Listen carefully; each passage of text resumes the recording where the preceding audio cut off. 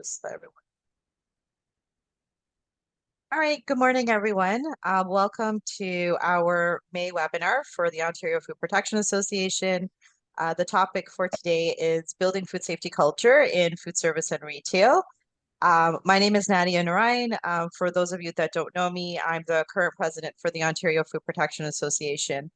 I'm thrilled to have Tanya Wardick from the Compass Group Canada speaking to us. Just to give you a little bit of background on her before we go through some housekeeping, Tanya has spent about 9 years in a variety of food safety and quality assurance roles in the food industry.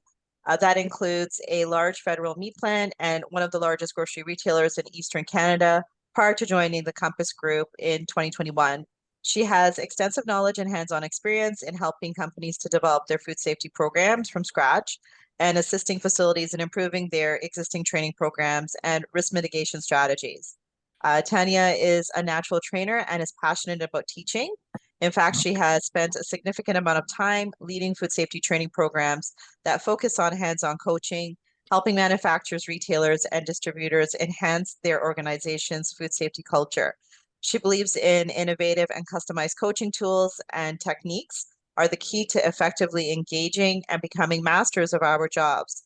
It further helps to build and manage sustainable programs where food safety is the top priority in our operations. So welcome. Thank you again, Tanya, for your time and for your expertise. The webinar is going to be for about an hour. We will have questions at the end. Feel free at any time to chat in if you do have questions, and we'll take those up at the end in case they get addressed during the webinar. If you do need an attendance certificate for attending the webinar, please email info@ofpa.on.ca. You must stay for the duration of the webinar in order to obtain that. At the end of the webinar, we typically like taking a screenshot of all the attendees with the speaker. It's just a fun way to end off the hour. So if at the end, everyone wouldn't mind just staying on for a quick second and just turning on your cameras so that we can do that, that would be appreciated. Yeah, I think that's pretty much it. So Tanya, you can take it away. Thank you, Nadia. Thank you for inviting me, having me here today, and giving me a platform to share my passion. Hi everyone. So my name is Tanya Wardick. I work at Compass Group Canada. I'm part of their risk management team. And today, of course, I chose this particular topic because we've seen the pandemic, yes, but how that has impacted culture within food service, grocery retail, and even manufacturing, and then people's perception towards hygiene and sanitation, all of that. So I'm glad we're talking about this now, and we're looking at it from a very different lens than what we did, what we have in the past.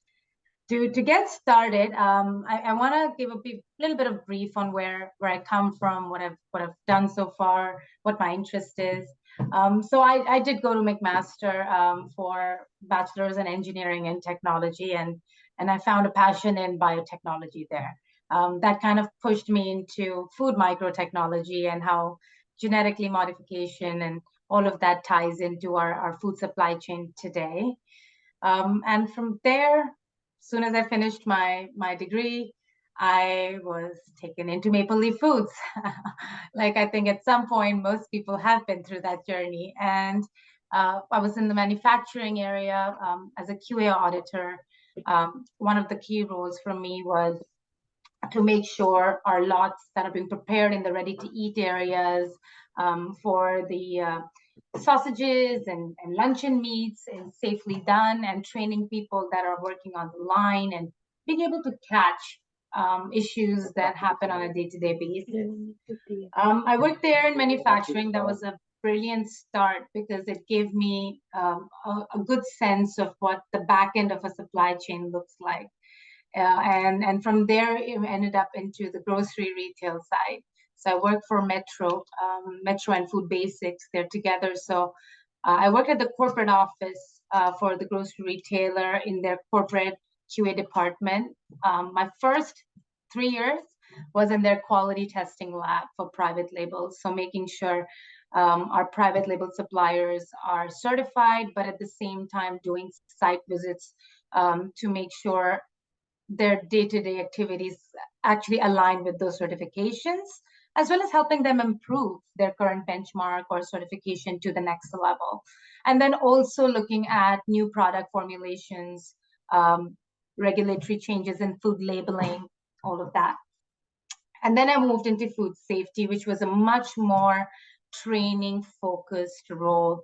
It was basically traveling to different grocery retail brands that were within the Metro banner and making sure individuals that are frontline workers, as well as managers and district managers, are trained on food safety principles. So that kind of got my interest peeking into the whole food safety culture bit, because now you're working with cross-functional departments, the leadership, operations, QA, and marketing and sales half the time too. So how everything ties in, it kind of gave me a bit more insight how we can make our process efficient. I would spend about a fair bit of amount in my grocery retail experience. And then I moved to Compass in 2021 in food service.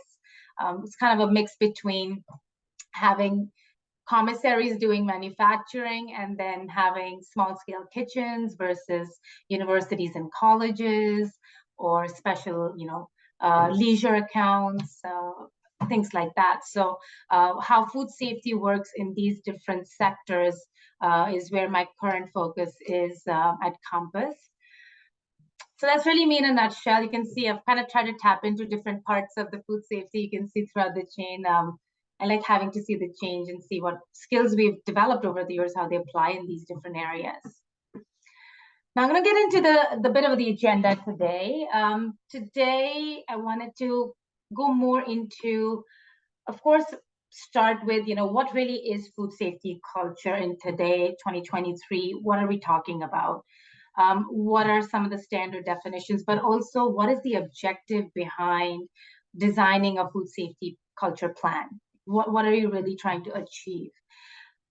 Also, it's important to know, when you know what your goal is, what are some of the hurdles that are going to come along the way that will hinder your implementation, won't allow you to implement something you want to change to drive your culture. So what are those challenges? We'll talk about some of those key ones. Then we'll talk about what a safety culture looks like. What are the key elements that we should be looking at, the top 5 key elements. And then we'll start diving into the more technical side of it. How do you actually assess the culture of your organization, but then also how you formulate that into an action plan. So we'll talk about what are some available assessment tools, how to go about them. Then we'll get into how you measure the performance, the gaps in those assessment tools. Then we'll get into how you integrate them within an existing food safety management system that you have in your organization. And that's when you start diving into how do you promote and drive that continuous improvement so the culture actually is sustainable. So it's going to tap into pretty much each component and take out some of the key deliverables from each of these aspects. Now, to start with, I want to first just kind of break into what is really food safety culture. So this is a very common definition that they use in the industry, Global Food Safety Initiative, GFSI. They state, shared values, beliefs, and norms that affect your mindset and then your behavior towards food safety across your organization. So it's not just a person working with food, but it's how everybody in your organization looks at food safety when they're making decisions on company profits. In simpler terms, it's really the everyday behavior of your management and employees that are reflecting your business culture. But in even simpler terms, what activities happen when there's no supervision? How do people, individuals, take that particular activity into account? So there are a lot of different ways one can look at it. Are they taking temperatures? Are you doing a proper quality analysis if you're a quality lab? How is the receiving looking like? Different types of controls that you have in place. Now, the main objectives really, when you're building a food safety plan or food safety culture within your organization, is you're empowering people. You're not the only expert, but you're being able to share your expertise in a way that people who are actually working with the product feel empowered and confident with the intel you've provided to do that. It's of course, it's not just the frontline workers, but also throughout the organization. How does your category manager look at a particular product? Does he understand the risks associated with the spec sheet that comes from the supplier? How would marketing look at the product?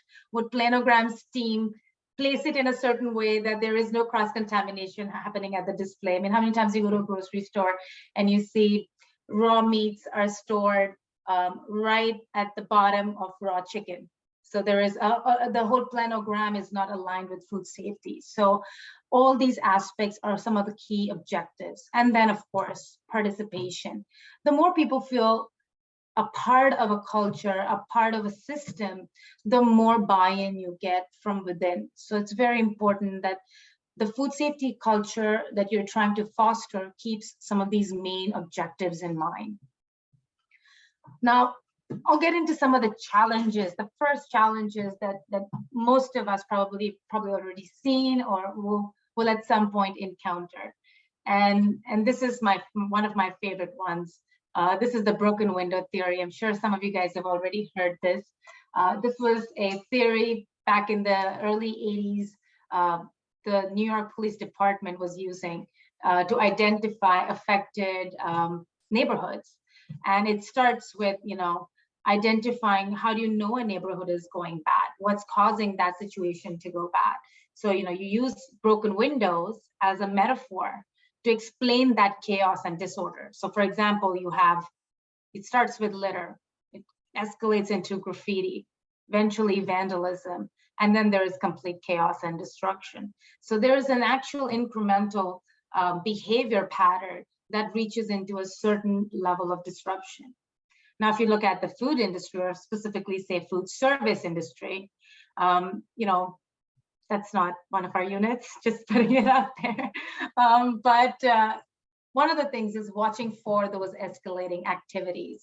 So when you are walking into a facility just to kind of have a conversation with a staff member, be mindful, look around. When you observe something, advise right there and then, right?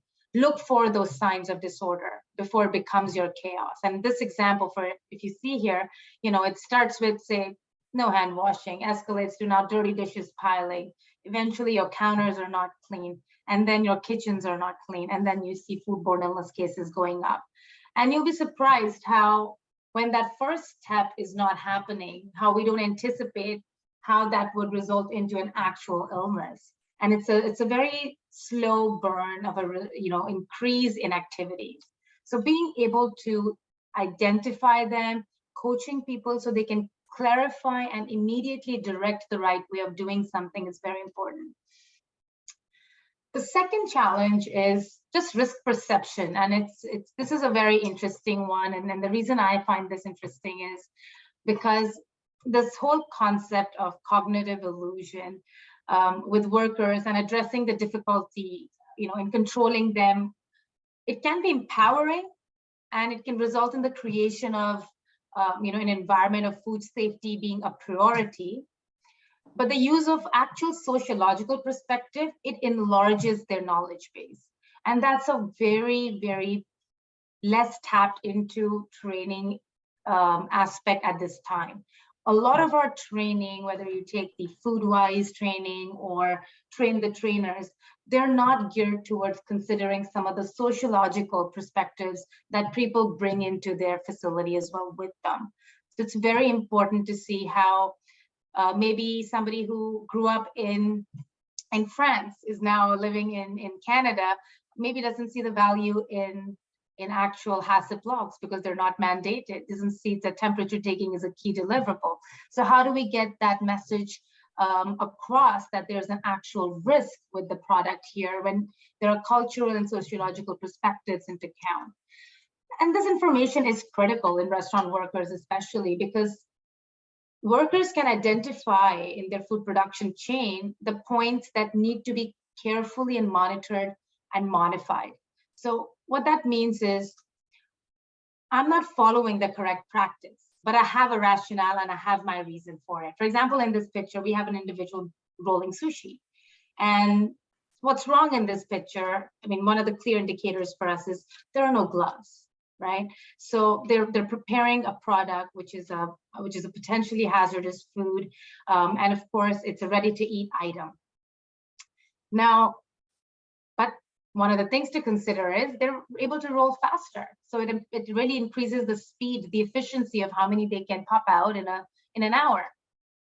But they realize here that speed is far less important than food safety, right? So it's very important that you have a rationale or reason, a perception of why you're doing something. But it's very important to see the risk priority scale and be able to identify how high or low on that scale that perception really falls with respect to the risk that you're living at. So that's very important. There are lots of different methods in the industry that are used to study risk perception and cognitive illusion. And one of the methods is the mixed method design. And I'll talk about this when I get into some of the assessment and tools. It's really using a control questionnaire. And this questionnaire is not geared towards really food safety, but it's geared towards just how a human would approach a certain situation. It could be something at home that you do, for example, okay, you've invited people over. What are the key considerations you take in place? And they'll give you some options. Do you think this is of risk if you don't have a different cutting board for your meats versus vegetables at home? Simple questions like this. And then it takes into account not just people who work with food or subject matter experts. It will take a diverse pool of candidates in this mixed method design who answer those questions. So you would have district managers, senior leaders, a unit manager, a shift staff, supervisor, HSQA, all these people responding to that particular questionnaire. And then you look at your divergence. What you're trying to identify are gaps here, which will help you sensitize your training. So somebody in sales, how they respond to a question like this. How does that impact how Compass, say for example, my company would endorse a food safety policy if the sales department is addressing an issue a certain way. So that really helps you sensitize your training and make sure that illusion, that perception is streamlined for everybody, and they have enough fuel, enough knowledge to make proper decisions based on that. So this is one of the key tools I'll talk about later as well, which really helps with this particular challenge. The third one here is more about optimistic bias. So when we talk about optimistic bias, it's basically, it's provoking a sense of comfort, a protection that for an optimistic bias and the illusion of control, that they're very closely related. They're expressed only in the presence of knowledge about a particular risk. So the fact seems to be that the associated with great confidence felt by the workers, and it's derived from their own knowledge. So it's not something you've taught, it's their own knowledge, and they are driving that perception, that optimistic bias from that knowledge. And this knowledge is obtained, to them in a very unrealistic, sometimes overconfident fashion. And it cultivates an illusion that, oh, maybe his or her ability and what they're saying is right. The experience that, 20 years ago, we've been doing certain practice is still valid in today's time. And we get that optimistic bias throughout grocery retail. To give you an example, I remember my first time going into one of our metro stores, and I was just auditing their meat department area, and one of the individuals working there came back to me and goes, this whole new process of cleaning and sanitizing and working with raw chickens, it's very tedious and takes a lot of time. Back in the day, we would just take chickens out and dump them in bleach, and it was fine. And it talked about the fact that we are different, we're more stricter now, and why is it more complicated? It should be more simpler.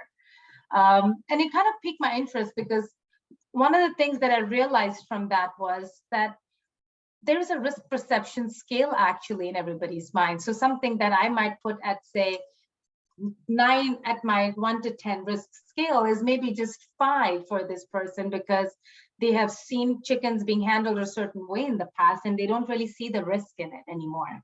So that perception scale has changed over a period of time. So there's that optimistic bias because of just knowledge they have accumulated over a period of time. Now, how do I break that knowledge? How do I go around it? It's very important to predict that high confidence regarding, the anticipation of a future event. And there's also the fact that uncertainty and insecurity, they're seen as signs of sometimes frailty, unlike confidence, which conveys a lot of value in the business. So it's fueling them with education, but tools from current examples. So most of the training that we do, we actually try to stay clear of any example that goes back more than 5 years. So try to go what's relevant and happening in the last 5 years, something that makes sense to the audience today. Our key people into the food service industry we're seeing are young students trying to work in our units and trying to gauge information, and telling them something 20 years ago doesn't click anymore. So that optimistic bias, making sure you understand your organization's risk perception scale, individuals in them. That's why that pool of individuals, when you do that cognitive test, needs to be from everywhere in the organization. That's very important. And this is the last challenge, this attitudinal ambivalence. And I find this one is something that I kind of struggle with all the time. This is the existence of both positive and negative attitude elements. So, and that positive and negative, it comes from basically the environment, the environment the person is in, but that's the driving factor. It's not actually food safety that's driving the decision, but it's the environment they're in that's designing and driving that decision making. So to give you an example, right?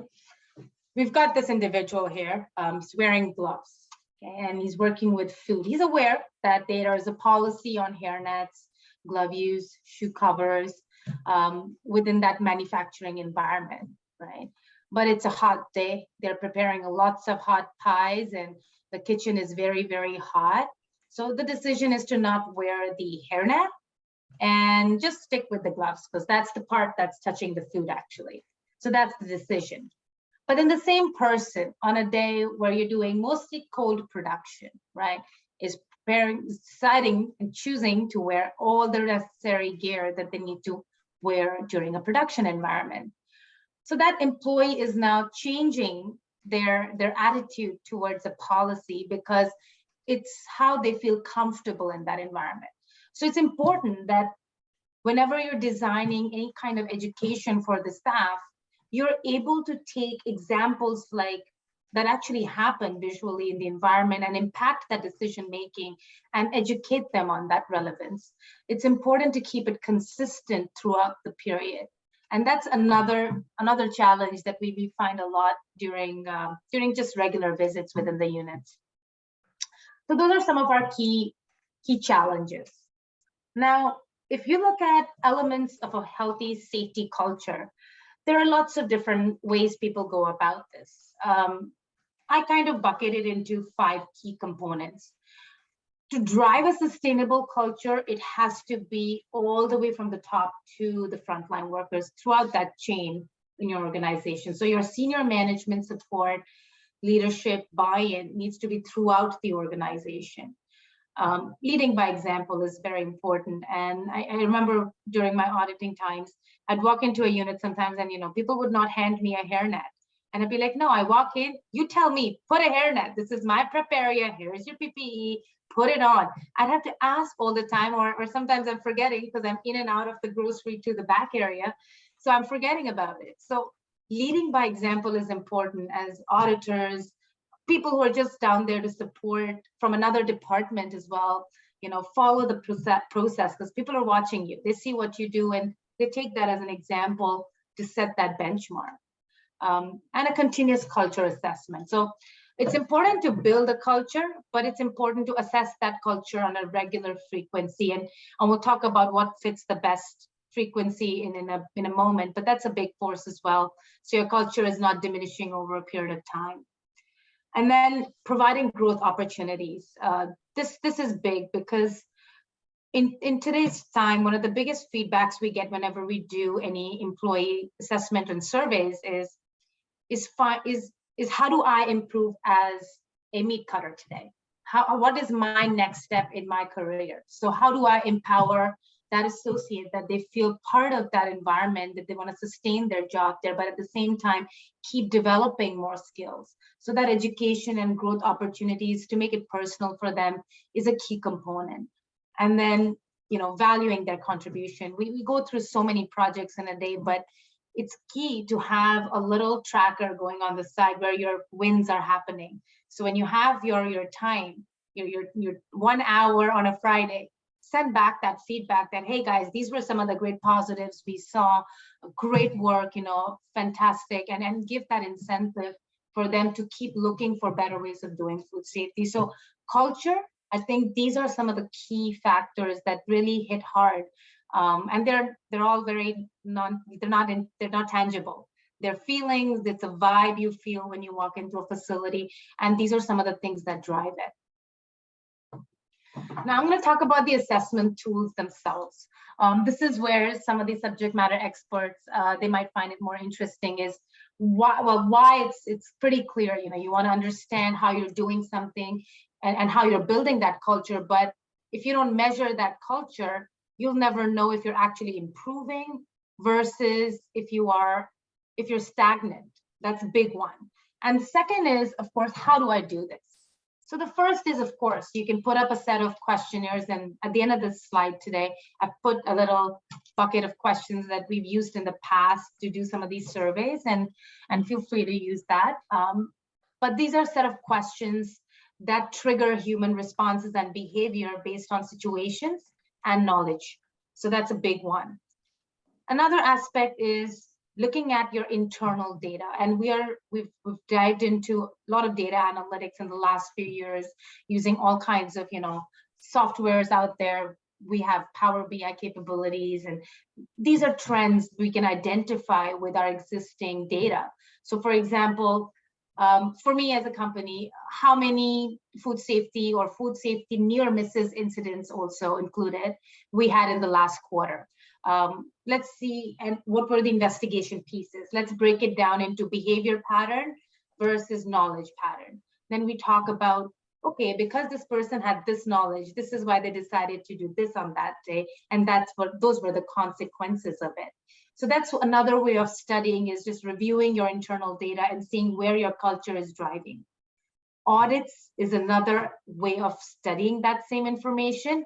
But I always tell people, be mindful of audits, especially when they are audits done third party by different auditors, because they bring different aspects and highlight different nature behaviors during that day. So audits, I find, if you're looking at audit trends, look at your internal audits, because if you have internal auditors in your company, you're probably calibrating them once a year with a specific, very tight range of calibration. So to give you an example, in my previous company, we used to have internal auditors, and once a year, all the auditors would go to one location and do an audit, independent of each other. And then we would look at the report and the assessment score at the end of it, not just the final score, how close they are to each other, but within each department and area, what was the variance between each auditor? So that calibration tool is very key. And that's the way you kind of go across that challenge, that bias, where when you say, oh, last auditor had 10 things, you have new 10 things, you know, it brings consistency within the audit. So that was a big takeaway. I felt if you're doing audit analysis, look at your internal audits and the interviews that go with it. Now, there are lots of measuring tools in the industry already, and maybe you're already aware of some of these tools. A big one is from SSAFE, and another one is from the Canadian Institute of Food Safety. They both have a very similar platform, but the only thing that differs between the two really is the pool of questions, maybe. But the tool operates very similar. So it has two parts to it. So depending on the size of your organization, you can either use just the pre-assessment tool, or you can also use the culture excellence tool. The pre-assessment tool, so this is what the bucket looks like, the pool of questions and the different types of areas that these tools will study for your organization. The pre-assessment tool only includes the people side of it. So it will give you a set of questionnaires to run through different departments and different levels of the organization. And I'll talk about how you can empower, reward, increase teamwork, train, and communicate your culture. Those are some of the key takeaways, key benefits of doing a people assessment using this tool of questionnaires and the risk assessment scale that they have. For large scale companies, especially companies like who are doing intense manufacturing or have a lot of units, sites throughout multiple provinces, we always recommend go for the culture excellence tool too, because now you're tapping into your processes as well. For example, how you would do a certain process in a metro store versus how Costco is doing it versus how Food Basics or No Frills is doing something. So how that process changes within the different environment, it kind of gives you a good sense of that industry tool. Another one is your purpose. This is where leadership really taps into this whole assessment tool. So there is an assessment done with the leadership on, have they accounted food safety in their mission vision pillars? Is it even part of the marketing tagline that as a company we put out to our clients and customers? So what are the tactics around strategizing and making sure that works? What are your key metrics? How do you measure your district managers year-end in terms of food safety? Things like that. And then, of course, proactiveness. This is a fun activity, the proactivity bit. It gives you an insight into where your current pool of employees is moving towards.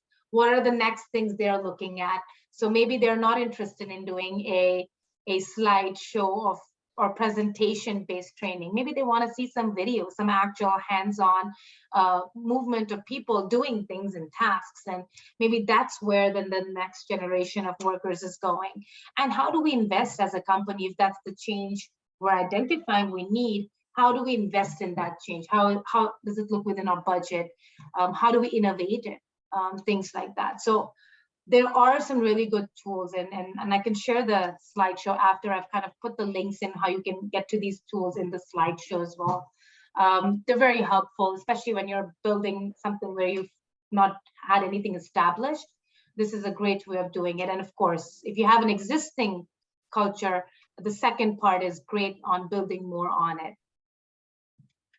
Then we want to talk about some of the strategic change plans. You've identified your challenges, you know what an ideal culture you're trying to achieve, and you know what your tools are, but how do you strategize this change plan? Because it's for organizations to make policy changes or procedural changes or change a way you do certain things, it takes a lot in terms of operators. So you want to make sure it's consistently done throughout that entire change schedule. So food safety culture versus organizational culture. So like I said, your leadership, when they complete that assessment, a good takeaway is the organization has it fully integrated all the dimensions of a food safety culture within, right? And that means including your FSMS, your food safety management systems, and any other related management principles that you have embedded into the organization. And the organization should use food science and social science to support this integration, right? And assess its impact over the entire system, its process, its procedure, how will it impact everybody? Now, there are different ways. The 5 dimensions when it comes to organizational culture is, yes, your vision, mission, your people, consistency, but adaptability makes a huge, huge driving force, because if your company is not able to adapt to those recommendations, then it's not going to sustain. So your change strategy needs to make sure that you are able to put together points and how they're able to adapt it. Another aspect is looking at your internal conflicts, but also your external issues.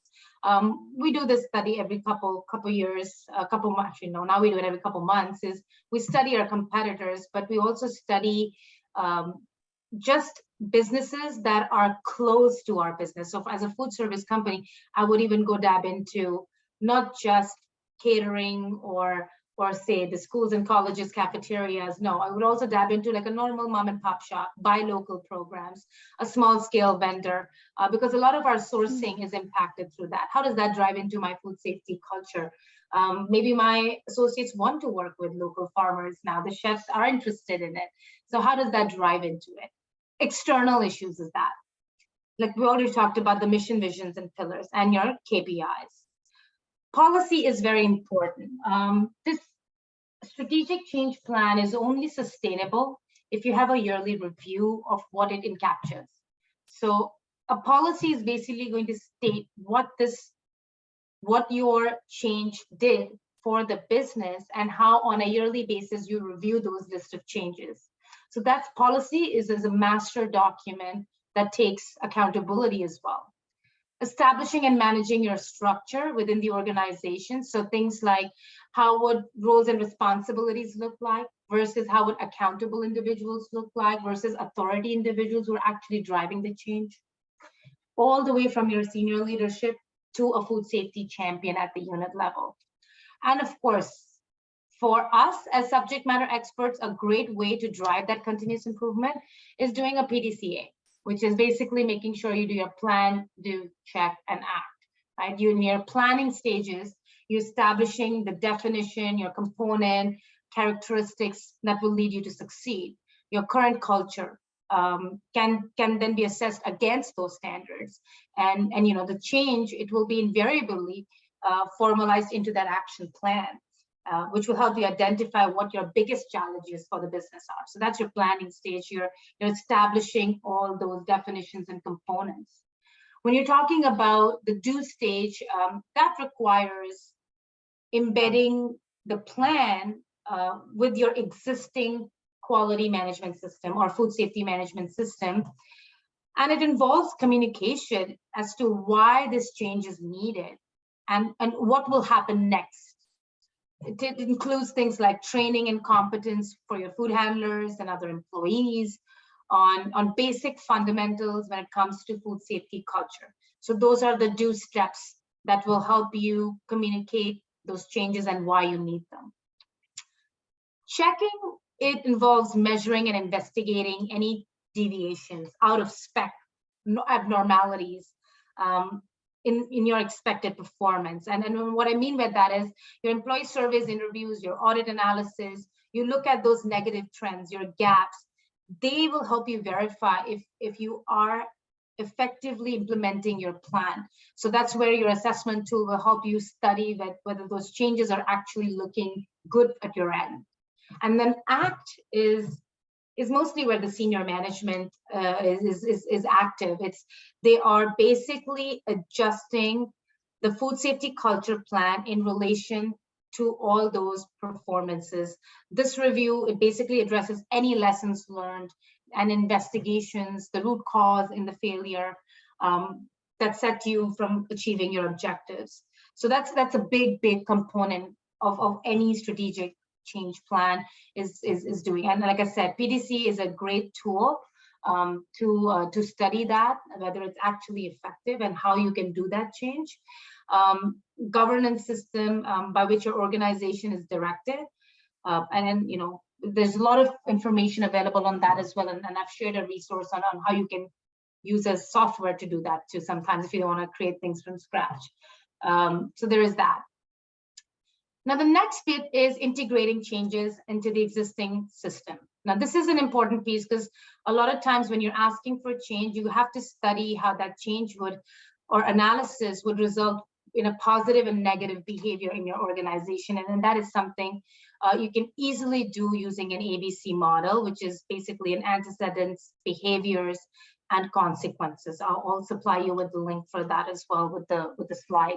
The ABC module really is, it's a module that basically uses, it's a technique that will develop cognitive behavioral therapy. So it is used to identify external work environments and internal emotional, physical feelings of a person that trigger a certain behavior. A behavior, when we say that's your antecedents, that's the behavior that will come from that work environment and the internal emotion of that person. And the result of that behavior is your consequence. That's the C. The ABC model, of course, it can support guiding teams to understand why certain behaviors are happening in a particular scenario and why that change is happening in other scenarios. And raised awareness of the connection between the antecedents, behaviors, and consequences can support your organization to determine any action that you need to take to achieve your desired culture. Specific observable measures, behaviors, they include your expression of feeling and how you feel about something rather than the feeling itself. It's about how you feel. And then, of course, these changes, they need to be based on the outcomes of your expected positive behaviors to move to the next maturity level, right? And then, of course, changing context and consequences, eliminating the reason of the old behavior and providing a new reason why this desired behavior works for the benefit of the organization. So it's very, very constructive if you're struggling with behavior changes and just different expressions and feelings of people. So definitely dive into the ABC model, and it's pretty helpful in that sense. And just have a last bit, just last few slides here to talk a little bit about promoting, how you do the promoting culture bit, walking the talk. Like I said, lead by example. When you're there, you should look like you're there as a food safety professional, regardless of where you are in an organization, which department you're in. If you're entering an area where food is, you want to keep it safe, do the walk the talk. Build a sense of shared responsibility. That's always good to drive the culture. Make sure that people are actually feeling they are responsible as much as the person next to them is responsible for something. Educate people on hazards and risk awareness throughout the organization. Something I really like about my current organization is we don't just tap and talk about food safety with operators, but we tap into sales calls, we'll tap into category calls, we'll tap into marketing calls and talk about some of the things that can impact food safety with their projects. So promoting it throughout the organization at different levels is an important key driving force. And it helps sustain it, right? Data-oriented actions sustain longer because you have data to showcase why certain things are working versus not. So utilizing your internal data and trend, your Power BI reports, or whatever internal way of studying your data you're conducting is huge when it's coming to sustaining a culture. And then leadership training on behavior. This is something where we're focusing on now more than before, is training operators, but training leaders on how to identify certain behaviors, competence, and diversity amongst their workers. So they are able to see where they need to drive culture and focus their resources on, and which areas are already fostering that culture.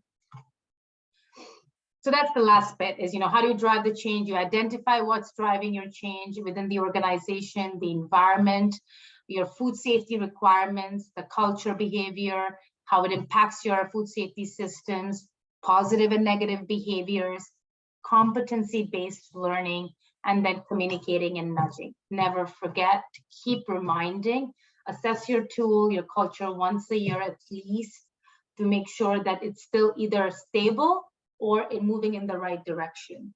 And then keep reminding people, be part of the World Food Safety Day. Talk about what's the key current topic in 2023 about it. It's coming up in June 7th. So we're already thinking about campaigns that will drive the culture on it. So be proactive and keep that going with these things. And that's it. I put a bunch of questions here at the end, just for people to see what a survey technically looks like. And then what are some of the food safety culture drivers? So who would be driving a specific type of question in your organization? So this is something we did in our company a few years back, and it gave some really good insight on different leadership levels and frontline workers. And that's all I have today for everybody. Thank you so much. That was fantastic. This is actually the first time I've heard you speak, and I think you're an excellent speaker. Very, very knowledgeable.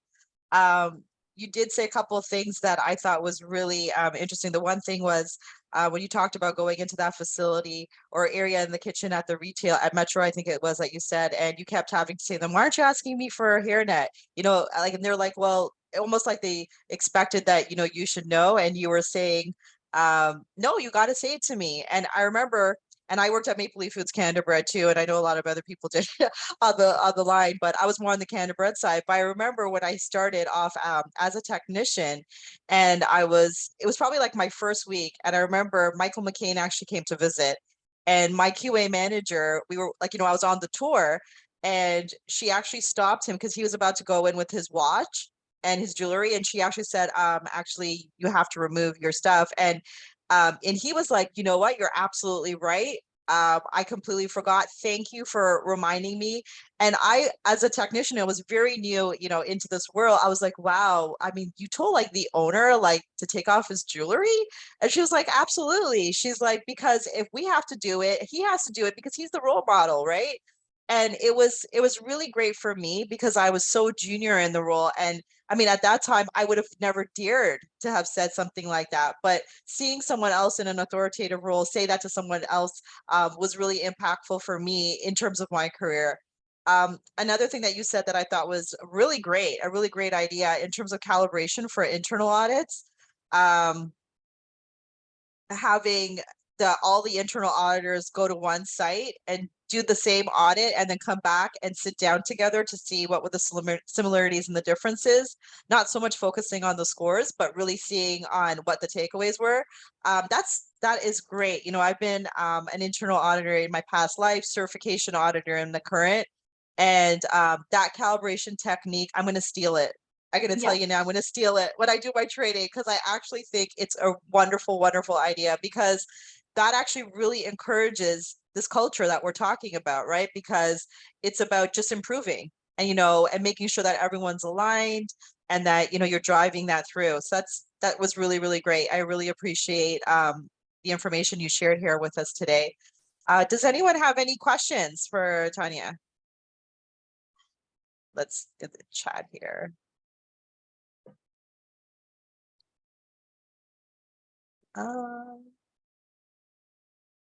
No, no questions from anyone? Let's see here. Let's give it a couple seconds. While we're waiting to see if anyone has any thoughts, you know, you've talked about a lot of really great information today, but where would you say that we could start? Where's a good starting point for someone that's very new to all of this? I think a good starting point, if you have, say, absolutely no written program for a food safety culture, is to look at first a sample size of units that you want to do your survey with, and pick units where you've seen issues in the past. Also pick units that are doing great in terms of food safety scores in general. It's a mixed bag of units, and use the questions. Feel free to use these questions because this is quite catered for food service and retail, and get that survey out. And this was something I actually stole from Merit, but he told me in the past, and this is my boss, that they were trying to get people to actually respond to questionnaires, and you know, how do you get that response if somebody doesn't want to waste time? So with their pay stubs, they put in flyers reminding people to, you know, so you can get creative with how you can get that data back from that particular unit. But that's a good start, is getting that feedback of understanding first where your culture is at. Because once you know where you're at, you can use the second step, which is your assessment tool, to find those gaps and how you can fix them. So it's first getting that questionnaire bit out and studying your current culture. Good. So question has come through here. What I think one of the biggest challenges currently is turnaround of employees. Any tips? Yes, I sit on this call pretty much every week. We talk about a very high turnover rate in terms of, especially in, you know, colleges and schools, and we also get seasonal staff here a lot.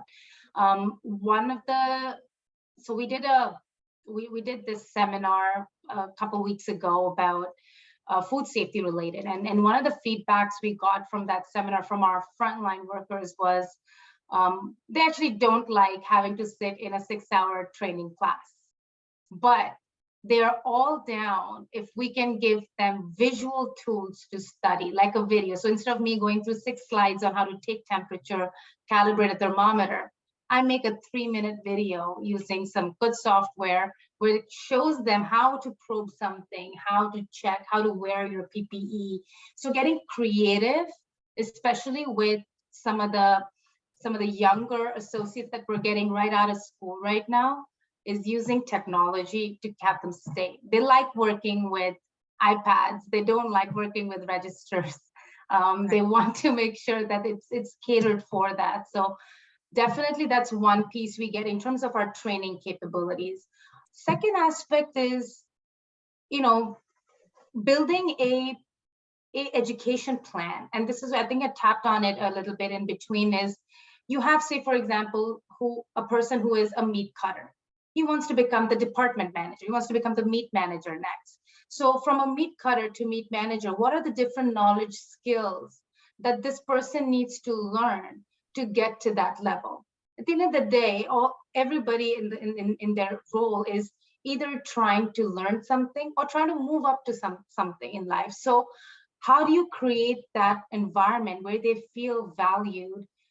You've got a training plan for each individual, from somebody making an a la carte menu to a catering menu, to a person doing one dedicated receiving job. So having that and being able to regularly check that plan with them drives a lot. So some of our accounts, we're trying now to have people learn other skills that they're interested in, so they feel valued and feel like they're making a contribution within the organization.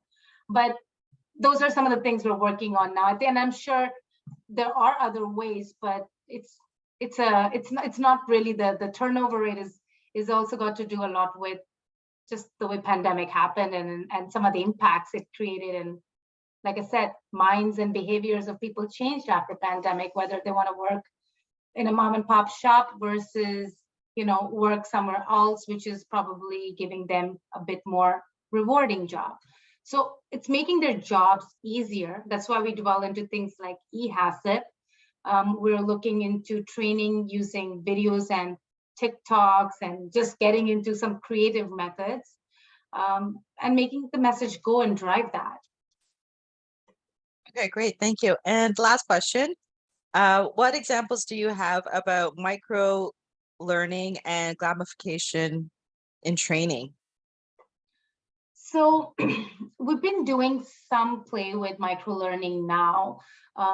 For example, in the past, we would have, say something went wrong, we had an incident happen in a unit, and we wanted to do some corrective action. And one of the pieces of that corrective action is refreshing people and giving them training again on something.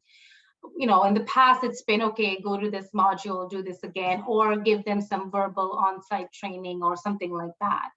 We're now getting into making more of a visual aid, quick, easy, to the point. So I'll give you an example. We not here, but in my previous role, I had a food safety incident where basically they served, they make barbecue chickens, whole barbecue chickens, and they served something that was pink in the middle. Visually, you can say it's pink, yes. But when it comes to food safety, we try not making visual assessments. We try to validate it with temperatures. So the associate was informed and told and trained on it. But one of the things we developed was a 2-minute training that would play on the PID in the back room consistently on how to actually probe something. So morning hours from 6 to 12 in the morning, if they're doing production, that video would constantly play on the PID as a reminder, hey, this is the probing technique. This is how you are setting up your ovens. This is where you're logging information. So it's kind of like little bits and pieces of information throughout, which sync more, and visual syncs more with written verbiage a lot of times. So we dived into a little bit of that as well. Also bite-sized information. I mean, I love our FoodWise course in Canada, but I would love to see that course be not a full 8-hour, but be split into two halves, one being the front of house and one being the back of house, and then kind of addressing. I think that's another piece, is people find hard to learn everything crammed up in 8 hours versus spreading that training out a bit more, so that way it's easier to grasp that information, and then bite-sized throughout. Every 2 months, we put out information on new quality testing, new food safety practices. We keep sending out nudges to keep the message going. All right, great. So thank you again so much. If I could just ask everyone before we sign off, if you can turn on your cameras just so we can take a really quick screen. Did I say off? I meant on. Turn on your cameras so we could take a really quick